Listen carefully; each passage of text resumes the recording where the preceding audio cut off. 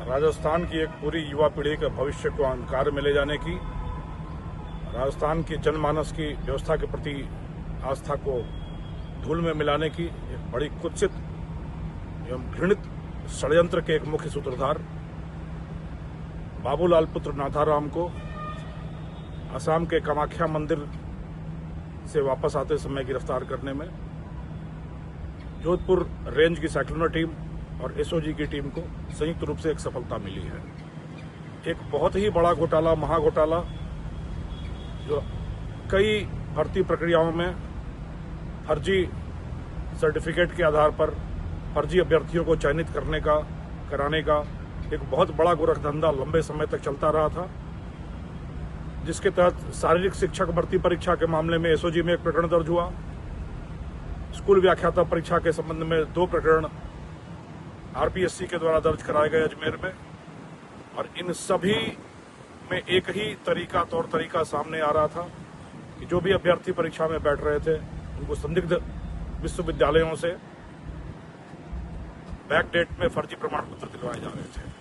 इस कांड का एक मुख्य सूत्रधार बाबूलाल पुत्र नाथाराम, निवासी बिलाड़ा, जोधपुर, उसको गिरफ्तार किया गया है। इस पर 25,000 रुपए का इनाम इसकी गिरफ्तारी पर एसओजी की तरफ से घोषित था।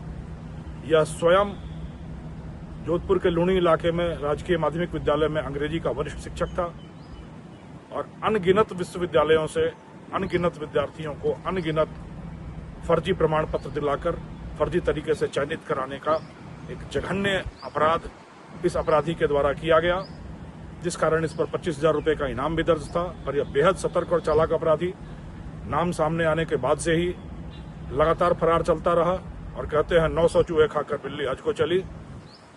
फर्जी तरीके से गोरखधंधों से अकूत संपत्ति अर्जित करने के बाद मन में पुण्य की लालसा जगी और यह असम के कामाख्या मंदिर की माता की शरण में चला गया, जहां जाकर यह आरजू करता रहा, मिन्नतें करता रहा, कई अनुष्ठान किए बच जाने के लिए और लंबे समय तक बचा भी रहा। पर वहां जाकर भी इसकी भूख नहीं खत्म हुई और एक बार फिर शिलांग के किसी विश्वविद्यालय में इसने फिर उसी धंधे के संबंध में संपर्क किया और वहीं से यह एसओजी और साइक्लोनर टीम के रडार पर आ गया। हम लगातार इसके पीछे लगे रहे।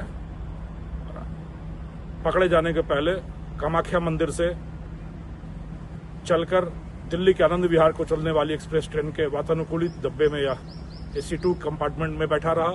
शातिर इतना कि अपनी सीट पर न बैठकर दूसरी सीट पर बैठा रहा और टीमें ट्रेन से इसके पीछे लगी रही और आनंद विहार स्टेशन पर पहुंचते ही इसको दबोच लिया गया।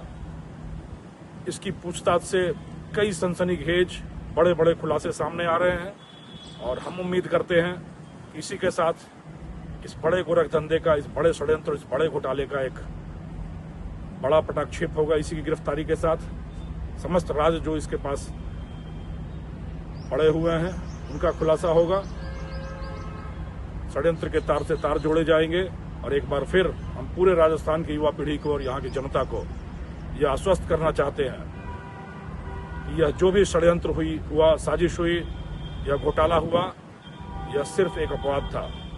इस तरह के घोटालेबाजों पर पूरी राजस्थान पुलिस का डंडा बरस रहा है, चाबुक चल रहा है और इनको जड़ से उखाड़ फेंक कर धूल धूसरित करने का, ध्वस्त करने का पूरा प्रयास राजस्थान पुलिस कर रही है और उस प्रयास में पूरी सफलता मिल रही है।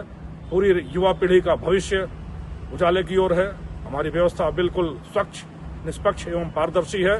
आप अपनी मेधा पर, अपनी मेहनत से, अपने परिश्रम से, अपने पसीने से जीवन में जो मुकाम हासिल करना चाहते हैं वो करें। कभी भी इस तरह का शॉर्टकट या बाईपास लेने की कोशिश न करें। यह इस बाईपास और शॉर्टकट की अंतिम मंजिल हमेशा जेल की सलाखें हैं।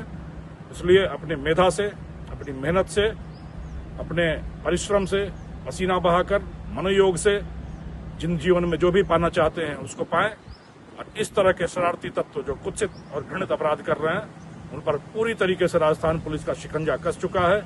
इन पर गाज गिर रही है और यह शीघ्र ही आपको पूरी तरीके से नेस्तनाबूद दिखेंगे।